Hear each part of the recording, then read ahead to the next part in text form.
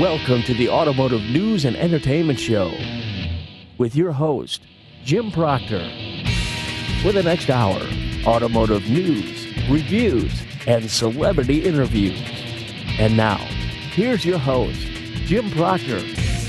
Good morning, North Texas, and welcome to another edition of the AnE Show right here on 1190 KFXR. I'm joined this morning by the spin doctor, James Schaefer. Hey, shout out to both of my kids who are playing in their baseball and softball tournaments. Already started this morning. We've got the gorilla. What morning, Jim. Gorilla this Joel. is already a good show. We've got the lovely model and actress, Jennifer Reed. Hello, hello. We have the coolest guy in Dallas, Paul Salfin, and co-host of Inside Entertainment. Hi there. And we have the guru, Josh Deaton. What's up, everybody?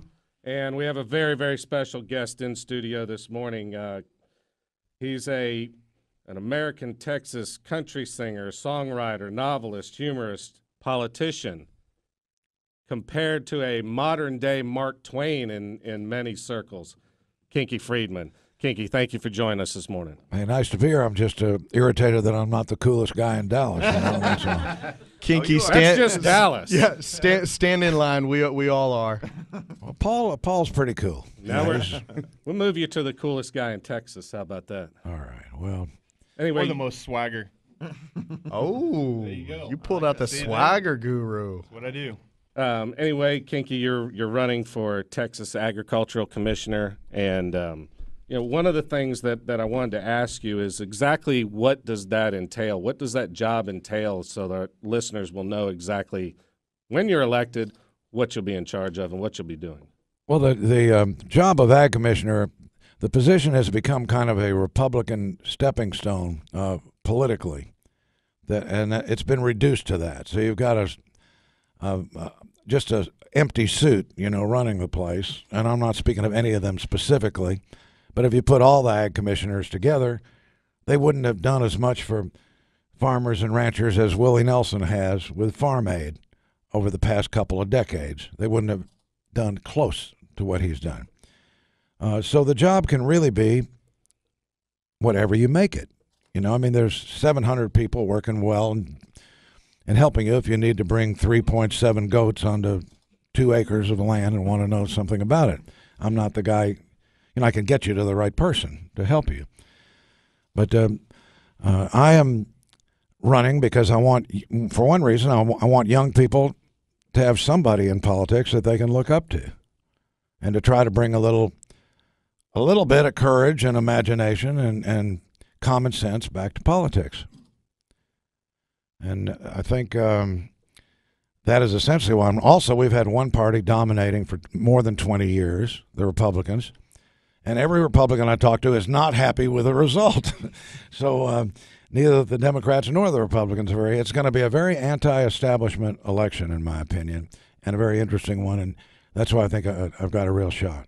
Well, and you talked about, the people that have been put into this position. And, I mean, the gentleman that you have the runoff against, Jim Hogan, on May 27th, little-known cattle rancher and insurance salesman. I mean, it's kind of doesn't fit to me, it kind of doesn't fit, the persona of this. I mean, this is not a, assistant to the assistant to the assistant, No. This is a big job. You've hit on something real important, and I met Jim for 27 seconds, I think, and he seemed like a decent fellow. And the only issue I have with him at all is that if you don't have the time to campaign, or you don't have the time to meet the people, or to do an interview, or to do things like that, then I don't see how you're going to be very effective in public service, public office, because that's what the job is. And usually people wait to be elected before they behave like that, Yeah, and adding to that, there was a quote out there where he basically says that he has no plans to try and raise money. He has no plans to hit the campaign trail. So why put yourself on the ballot to begin with? That, to me, that doesn't make a whole lot of sense. Well, there is that kind of brings up an overarching issue that as we were talking earlier, which is the legalization of pot. which the media seems to have focused on as the only thing that I stand for, which is not true. What is true is that lifting the prohibition on pot and hemp would be good for Texas, would be great for Texas in so many different ways. And fortunately, I think I've got a lot of time to sell this to people who think this is about long-haired hippies smoking dope or something. It's not. It's about the future of Texas. And I'm not a pothead myself. I mean, the only time I ever smoke pot is when I'm with Willie Nelson, and that's kind of Texas etiquette. You know, you kind of have to do it. And the last time I did that was about 2 months ago on Maui, and I don't know how many joints we smoked, because we did a show. Made me do it. Insurmountable. Willie made me do it. Yeah. We did a show together in Maui that night, and I mean, I got so high I needed a step ladder to scratch my ass. Okay, it was really an experience. But I will say that Willie is a poster boy for pot, in that he smokes a boatload of it every day. He never misses a note. He never forgets a lyric. And when we walked out of his house, I was walking on my knuckles pretty much by that time. Willie jumps up and kicks this punching bag that's about 6 feet off the ground, which any of us trying to do that would probably, and I don't know what would happen to us, but he just kicked the hell out of this punching bag. He's an 81-year-old man. So that's pretty remarkable. Well, and was that a hallucination from the amount? there's a very. I know one Is that thing. a possibility? The pot and the hemp issues, which should be considered equally. One might ask, why would the Agriculture Department care about this? Part of the reason, I think, is that the green fuse of agriculture runs through our lives. You will see no other candidate talking about pot or hemp on either side. They don't like to mention it or talk about it. The fact is, we're 49th in education. They're all talking about education, as they always do. I'm telling you how we fund it. And that's really the essential difference. And I'm looking at Colorado, a tiny little pissant state that is making hundreds of millions of dollars every time they turn around. And I'm multiplying that by about 700 and realizing what the revenues could be for Texas if we could effectively knock off 60% of the cartel's revenues. If we could knock them off, and we would become the new cartel, the taxpayers of Texas. Instead, we're in a situation where we have MD Anderson Hospital, no medicinal marijuana program. Did any of you see that Sanjay Gupta piece on CNN about weed? Did anybody watch that documentary? The little 5-year-old girl that had 100 seizures a day, the 2-year-old girl in New Jersey that Chris Christie would not help that had 70 seizures a day, and that going to Colorado and taking and giving them a little bit of pot immediately cuts it down to 1 seizure a day, and then no seizures. And now there's 40 or 50 little kids with epilepsy. And where do we have to, why should America lag behind on this thing? It's insane. And Texas especially. Now, just wrapping this up on pot, let me just, hemp is a no-brainer. Okay, that one I think everybody should understand, that hemp requires half the water that cotton does, 50% less water, and 0 pesticides. So the farmers all know that. I was just in Big Spring, Texas, talking to them. They haven't had a crop there in 6 years. It's semi-drought conditions. Hemp would grow perfect. They want to grow hemp. If that is legalized, we can really move forward. Right now, the number 1 hemp-producing country in the world is, any of you know? Mexico? No, that's a good educated guess, Josh, but that is not correct. Holland? What? Netherlands? Netherlands is a very stupid guess. It's not. Joel, that's all right. He's a gorilla. Yeah, that's not correct. I'm just going to step outside now. Gorilla. The number 1 hemp producer in the world is China. Now, would you like to hazard a guess at who their number 1 customer is? Russia? No? No, it's Willie Nelson. It is us, the United States, of course.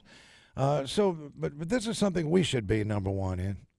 Hemp, and it's an easy one. I mean, it will help the whole drought problems. If you can cut 50% of agribusiness demand for water, you're making a great swath in water conservation. So, the pot thing goes on forever. I don't want to monopolize this thing. I'm just saying that I'm not a fanatic pot smoker that's telling you this. I'm not a pot smoker at all. But I can look at the Dallas Observer and see that in 2010, Texas arrested 74,000 nonviolent pot smokers, and it cost us $250 million to prosecute them, and then we incarcerate them and screw up their lives really badly for almost the rest of their lives. Are going to be tough because of that. And now we find that 7 times as many African Americans and Hispanics are in that number as whites. Kinky, let me ask. We're gonna take a break here real quick, and we're gonna come back and follow up on this. We're gonna take a break and come back on this because this is a big story, not only in Texas but nationally. We'll be right back on 1190 KFXR with the AnE Show with Kinky Friedman. You're listening to the Automotive News and Entertainment Show right here on 1190 AM. Welcome back to the AnE Show. We're here with our special guest, Kinky Friedman. And we want to let you know if you have questions, and we've already been getting some of them in via Facebook and Twitter, send your questions in via Facebook and Twitter, and we'll try and get to as many of them as we can. I know, James, you have one that you definitely wanted to get with Kinky on, so let's go ahead and get into that. Let me tell you right now, though, that out of all of our guests that we've ever had, Kinky, I've never seen our Twitter and Facebook start lighting up so fast. So next question is, where will pot growers actually deposit their earnings?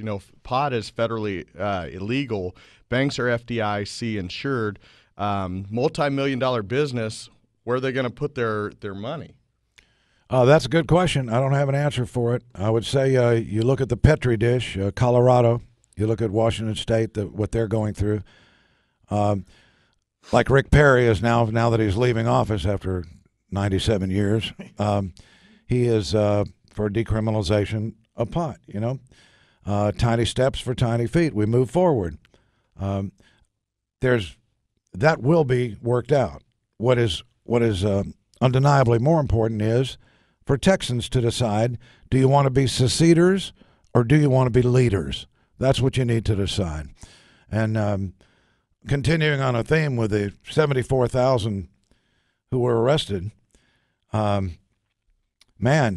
have now determined that we could have put 74,000, all of them, through Harvard cheaper than it cost us, the taxpayers, to pay for incarcerating them. And while we're on incarceration, it blows my mind that, the other candidates run for whatever they want to say. They say things that will get them elected.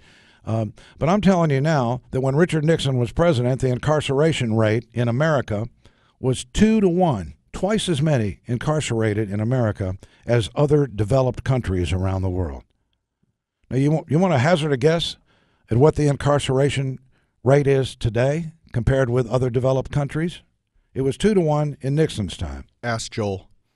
Joel. My guess would be 4 to 1.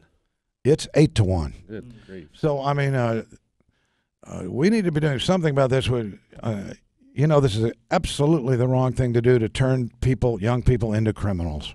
Well, I think one of the things that you touched on, you talk about legalizing it, and you talk about the money that could be brought in. You talk about how we're 49th in education, and everybody. That's obviously a big thing that's on everybody's mind. There's a lot of us in here have young kids going through these school systems and such, and obviously we'd love to see the teachers getting taken care of.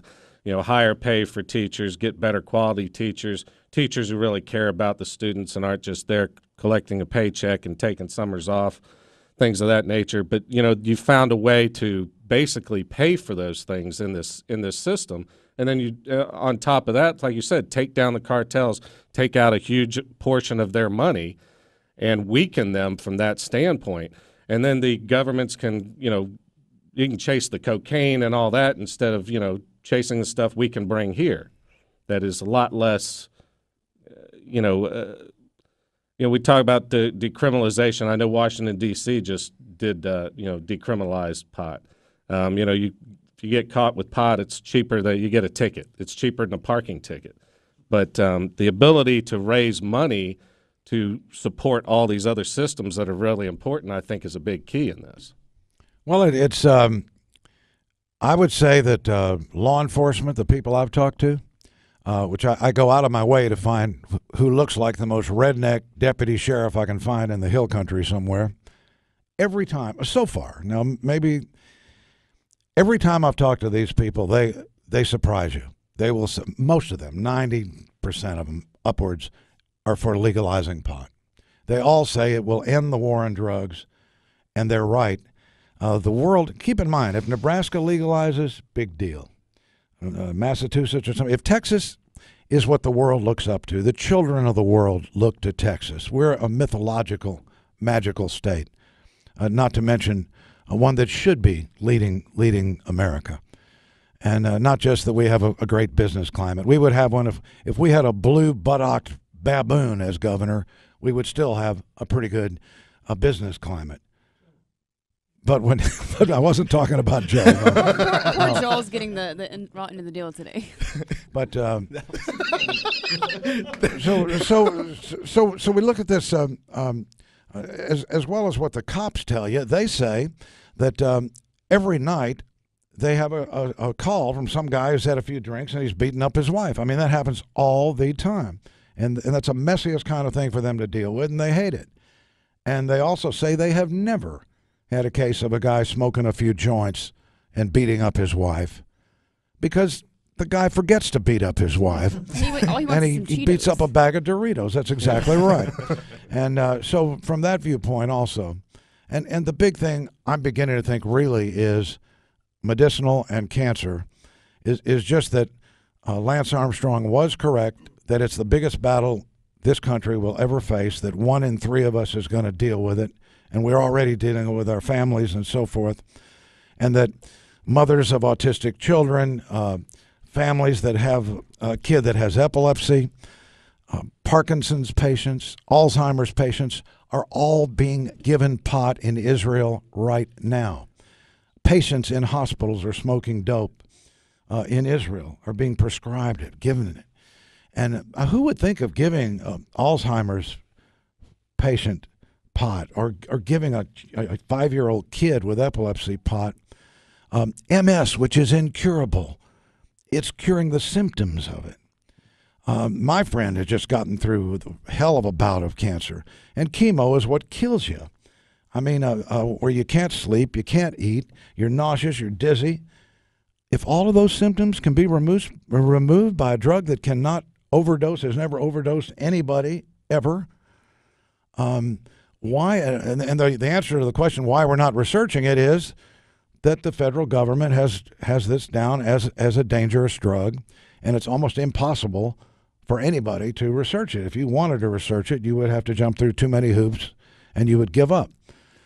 So this is something that we really, and I'm predicting that little Israel is going to win the doctors there when they've already determined that pot kills cancer cells. If they have a major cancer breakthrough, they will win the Nobel Prize for medicine for doing this, for the discovery of the century. And America, that has all the money and facilities and abilities to do this, will be, as usual, we will be the caboose on the train. And by the way, for any young people listening, the caboose is the last car on the train. Yeah, there's a much bigger problem with liquor in this country. Now, I want to be careful with this because I did see you have your tequila car outside, but there is a much bigger problem with drinking and driving. I was hit by a drunk driver about this time last year.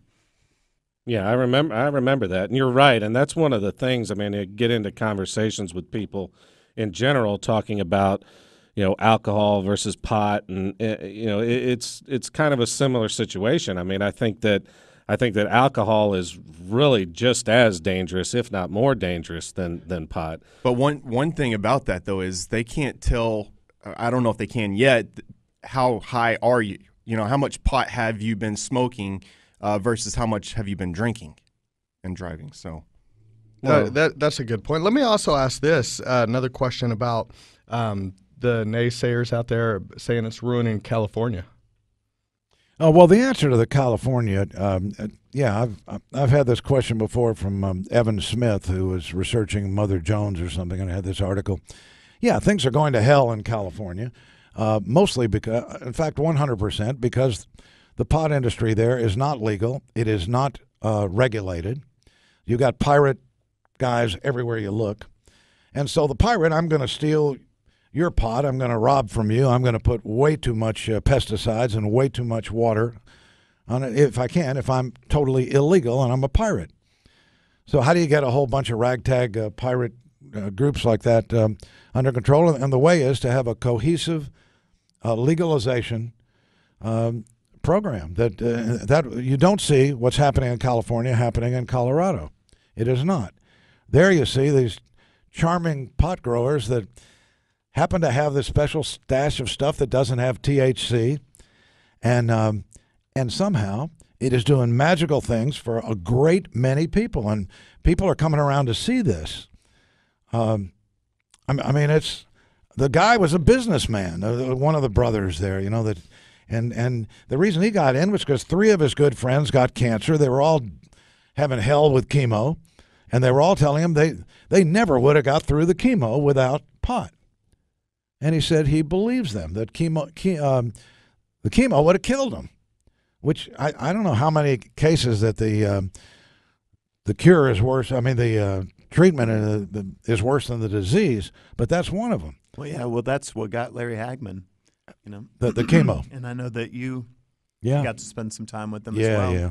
And speaking of Great that, American. the process is really strange, too, in California, because we went to a wedding at Larry's house, a friend and I, and we were on the way, and he decides he wants to stop. A friend of mine who lives in Texas decides he wants to stop and get a weed license. Well, we go to this weed store, and they say you have to go to the doctor next door and get a prescription. Well, the doctor's closed, but there's someone there. So my friend offers $100 for them to open up the door, and then he says, "Well, I got I don't know, I can't sleep," and then gives him a prescription. And he said, "Oh, you want one?" And I said, "Well, yeah. What if I have restless leg?" He said, "Sure, I'll give you a." So it was ridiculously RLS. So yeah, with my that, leg's going right now.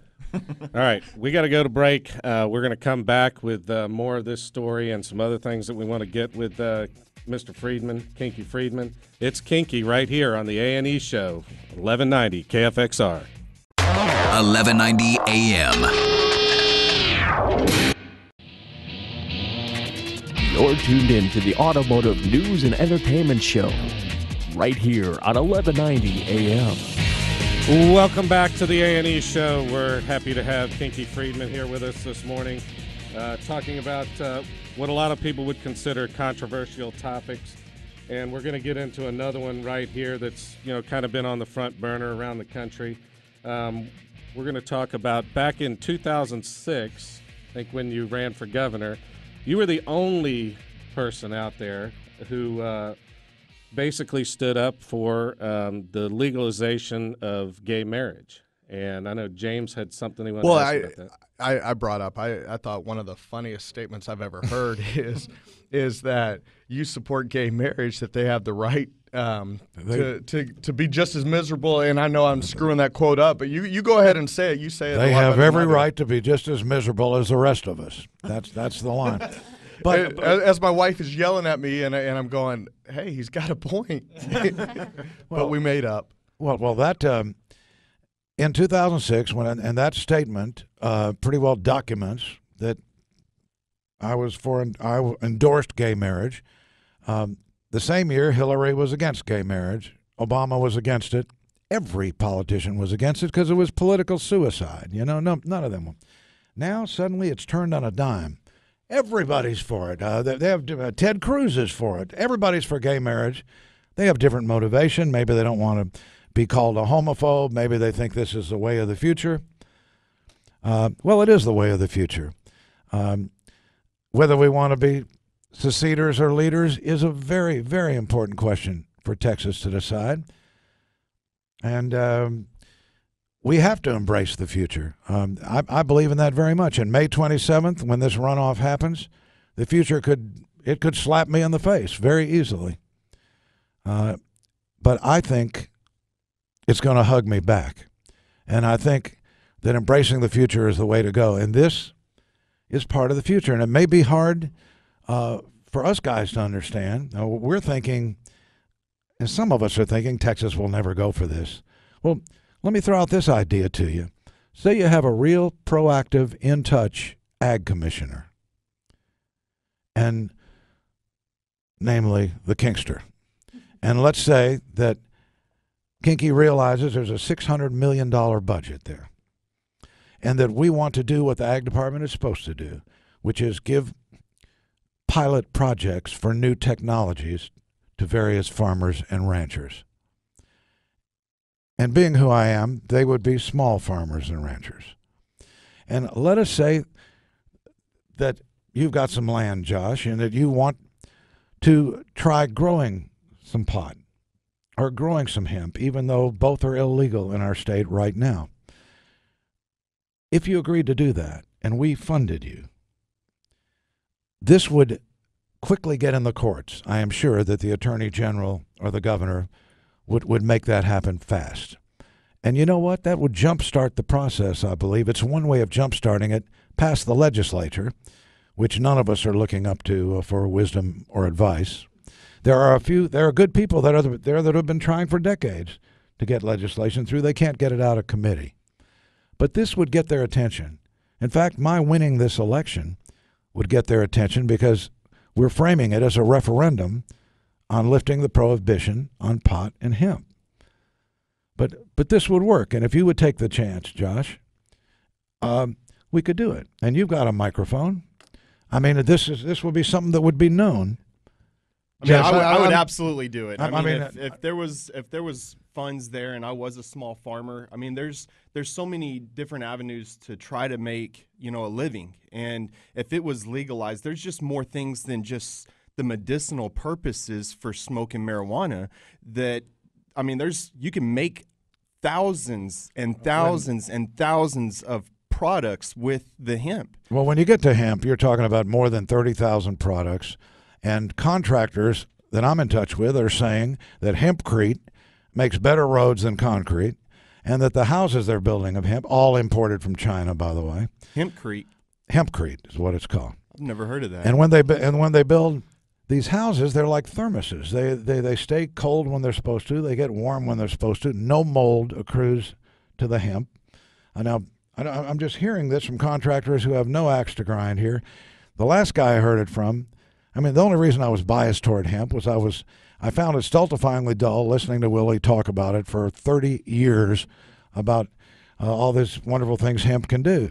Now researching it, we're finding he's absolutely right, that this product is something that if you were a farmer, you'd want to grow it. The only reason you would ever grow cotton over hemp is because you're a big corporate farmer or you have some deal under the table. I'm predicting in a year or two, when I am Agriculture Commissioner of Texas, the Poteet Strawberry Festival may well be called something else.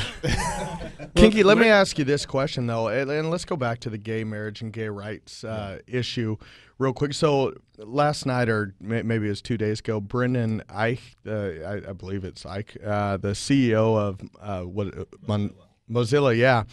So in 2008, he supported, he gave a $1,000 contribution to a now overturned 2008 gay marriage ban. He's now resigned as a result of this. You just touched on something really that really strikes a chord. You've got Ted Cruz, you've got everybody coming out, Hillary, Obama, everybody's coming out in support of gay marriage for different reasons. You came out and said, hey, everybody needs to be treated equally, is what you're saying. How do you feel about somebody like this resigning because of his beliefs, or being forced to resign because of his beliefs? I think that's my issue, is that if it's not popular, then you go ahead, expand on it. A bully is a bully. I mean, if you're using gay issues to intimidate people, That's no better than if a gay person is being intimidated or bullied around. What I'm mostly interested in is the process that this happened in the twinkling of an eye. I mean, this thing turned around so fast that suddenly the gay marriage thing, and that is precisely how I see the pot and hemp situation happening in Texas. I think it's going to be fast.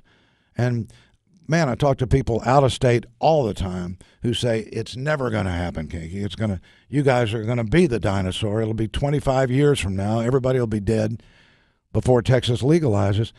I don't think that's true. I think the polls right now reflect that's not true. Well, and just recently, it was in February, I think, you had the federal judge who struck down the same-sex marriage ban in Texas, and now I know that's being appealed to a federal court in New Orleans. But I mean, basically, it's coming. It's coming. It's time for people to accept the fact. Well, maybe it's time we had something that I think I am, which is a libertarian Democrat.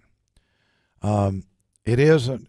I say that I'm an old-time Harry Truman blue dog Democrat, but I like those old guys. You know, I mean, Sam Rayburn. He was just incorruptible, and Sam's the one who said that a jackass can kick a barn down, but it takes a carpenter to build one. And right now, the Democrats and the Republicans could use a carpenter, and I hope in this election that the spirits of Barbara Jordan and Ann Richards and Molly Ivins will be swirling around. Those are the kind of people who really stood up for the people, who that's who they represented, that's who they cared about. And going all the way back to Sam Houston, he was one of those kind of guys. And we don't see that in politicians today. I'll tell you what, I do not see very few of our elected officials or politicians embracing the future. So your feelings on Jim Moran, the Democrat out of Virginia, thinking that Congress is underpaid at $175,000. They can't afford to live decently in Washington at $175,000. You think that was an interesting statement? Yeah, I would give it to somebody. The politicians. You know, my definition of politics always has been poly means more than one, and ticks are blood-sucking parasites, and that hasn't changed. And let's give it to a paramedic or a librarian or a nurse or somebody who's helping to open the gates of heaven a little bit wider. Speaking of which, I don't know how many of you guys are Animal Rescue, Utopia Rescue Ranch. That's something I was going to ask you. Yeah, we got a big event next week, April 13th, Palm Sunday. It's in the afternoon, so if you can get down to the Hill Country, it's a big benefit concert starring Billy Joe Shaver and Asleep at the Wheel, and it's going to be a killer. It's in Kerrville at the Caloo Performing Arts Center. I don't know how you spell Caloo. If you go to Utopia Rescue, utopiarescue.com will give you all the information. But working with animals is working with strays, two-legged strays, four-legged strays. Good thing for people to do. Hey, yeah, I saw your time. Yeah. And I was watching. I was looking at your video, and I know it's right there on your website, and listening to you talk about it and seeing the video on it, and it says it's been a lifelong, life-saving passion of yours, the Utopia Rescue Ranch, and I think that's a great thing to see, especially in today's society. I think, Jim, being a defender of strays is something everybody should try to be, and I've lately concluded that when you see a stray animal, when he comes across your path, that may be as close to God as you're going to get, and it's you can say you're too busy or you've got to go on your own. I am proud to say that in Brownsville, Texas, during a campaign swing a few weeks ago, Brian Kanoff and I, Brian is the CEO of Man in Black Tequila, best Mexican mouthwash in the world.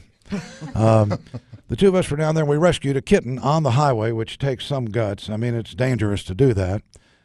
We pulled over and he's a cat whisperer, and anyway, you got this cat whose face had been kind of, it's really been run over a little bit, and the cat was rescued and saved, and Then there was the story on our website. Was it Hero Candidate Rescues Kitten or whatever it was?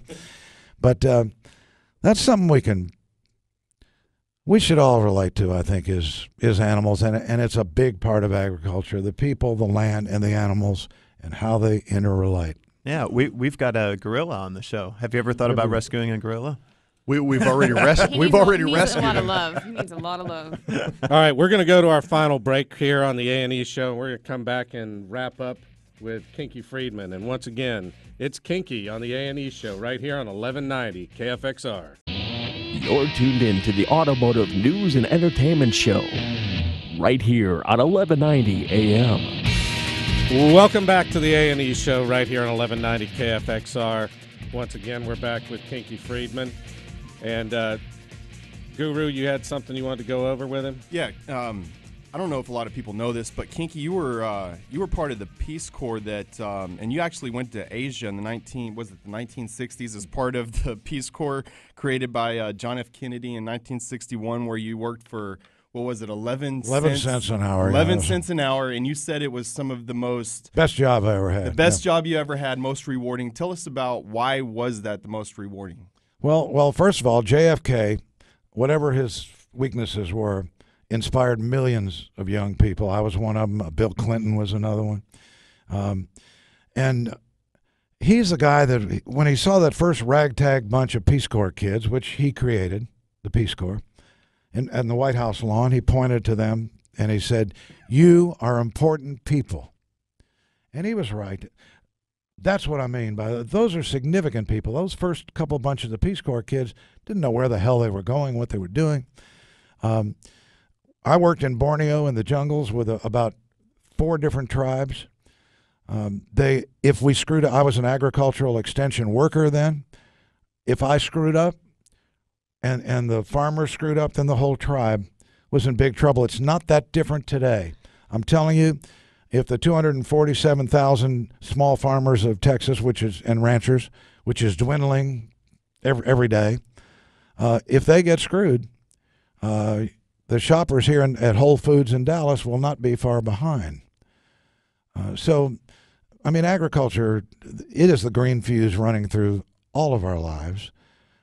That Peace Corps thing is something I wish everybody could have a chance to do. I don't know how much good we did, but it really changed our lives. It affected us. And by virtue of that, millions of young people.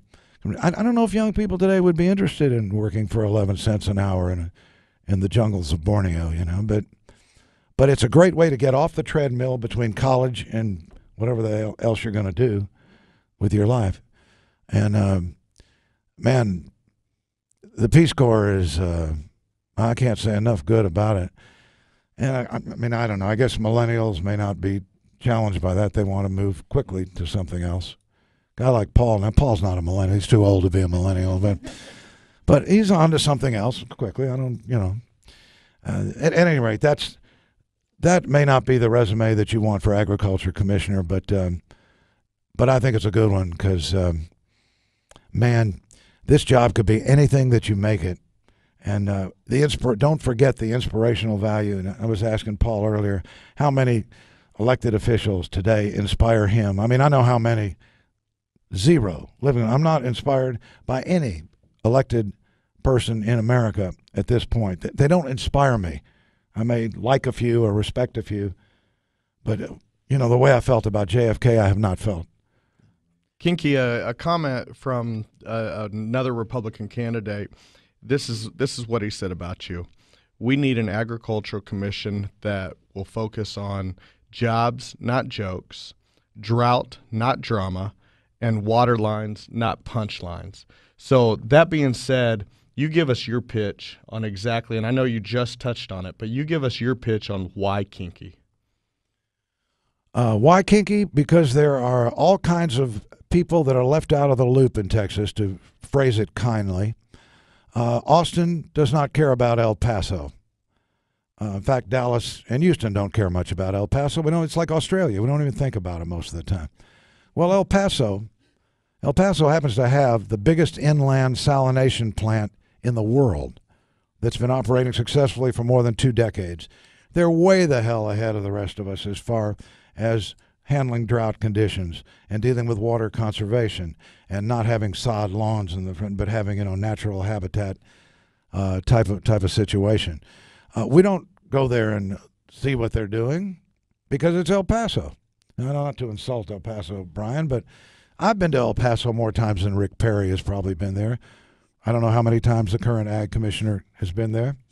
Lubbock, I'm not going to say who this is, but a famous country singer's wife, I told her I was going to Lubbock, and she said, yuck. And she lives in Austin. She's a liberal Democrat. Yuck. Okay. I happen to find that Lubbock is where you might find some real people once in a while. East Texas, totally forgotten. So this is what the ag commissioner can do. He can get young people, and he can make urban farming. School lunches for kids should be grown at the school. They should be organic. They should be local, and the kids should be into it. They should be inspired to do it. So you need somebody who can do that.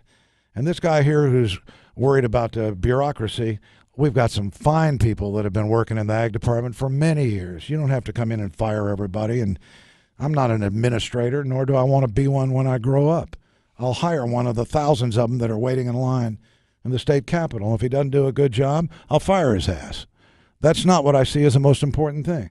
The most important thing is standing up for rural people, for the small farmers and ranchers, and maybe as we're doing that, to enlarge the scope of the ag office so we make other Texans feel proud to be a Texan again and to be inspired by somebody that's in public office. How are you going to work with the Democrats and Republicans? I mean, we sat down in pre-production today, and I shared a little bit about my political views. You shared yours, and how are you going to deal with that mess in Texas? How are you going to deal with the mess outside of Texas? Well, first of all, as far as the Democrats are concerned, I think we have a great chance of winning the election. As far as electability is concerned, they would finally have a voice. Now, for the first time in more than 20 years in state government. I think Barbara Jordan is the model. I think when Barbara Jordan was in Congress, she walked across the aisle and became pals with Robert Byrd, the former Klansman. When she did that, the Black Congressional Caucus and the liberal Democrats castigated her for that. They said she should not deal with this former Klansman who's very conservative. The result of her efforts were, and she was the first black congressperson from the South, by the way, and she was I think she was a freshman congressman there. The result was about 40 senators in her pocket from Robert Byrd who was quite charmed by Barbara Jordan. And the result was that the Voter Rights Act was passed in the mid-'60s, largely thanks to her efforts, and no thanks particularly to the people in her own party who said she shouldn't do that. So that's all. She believed in common humanity. That's what I have adopted. Common humanity is the way to go. Yes, they are all going to be Republicans probably elected this time. I mean, to say that they're not, well, I mean, maybe Wendy will, maybe Greg Abbott will implode. It could happen. I mean, if Clayton Williams had just been nailed into a box and shipped out of Texas, he would have been the governor. He was 28 points ahead of Ann Richards, so it's possible. But we have a really good chance to win. And if I win, I'm not going to waste the shot. I want to relate to everybody and invoke some spirits from the past when we really were inspired by politicians. Yeah, and you're the only one to have an action figure, too. Well, you got to bring those back. That's inspiring. May 27th, folks, the runoff. Please vote. If you didn't vote in the Republican primary, you can vote in this runoff. Doesn't matter whether you're an independent, a Democrat, a Republican, or what. So please vote for the future of Texas. Well, with that, I mean, we really appreciate you coming out. And, we talked, on the air, off the air about your views. And I think for me, basically it is you're just being you. And you're just telling the truth. You're talking about these quotes and stuff, as well as I do. A lot of these quotes, those guys didn't write them. They had somebody write them for them. Their speeches, their talk, what they're going to say. They may not even agree with this stuff, you're actually coming out and saying exactly the way you feel, regardless of how it may be looked at, whether it's, with the hemp and the legalization of pot, whether it's the gay marriage, what have you. I mean, you're coming right out front and putting that right on the front burner. And I think that that's very refreshing in an electoral scenario, to have somebody coming out and putting all that stuff up front rather than flip-flopping and going back and forth and then, getting into office and then flipping, onto the other side and saying, yes, I support this now for, I had some epiphany. I woke up in the middle of the night and, hey, now I'm for gay marriage, or now I'm against it, what have you. And I think that's very refreshing to have somebody like you in this scenario. And we want to thank you again for coming out. We want to thank Joel the Gorilla. We want to thank the lovely Jennifer Reed, the coolest guy in Dallas, Paul South, and the guru, Josh Deaton, the spin doctor, James Schaefer. I'm Doc, right here on the AnE Show. Send us your comments via Twitter, via Facebook at The AnE Show. We'll see you next week right here on 1190 KFXR.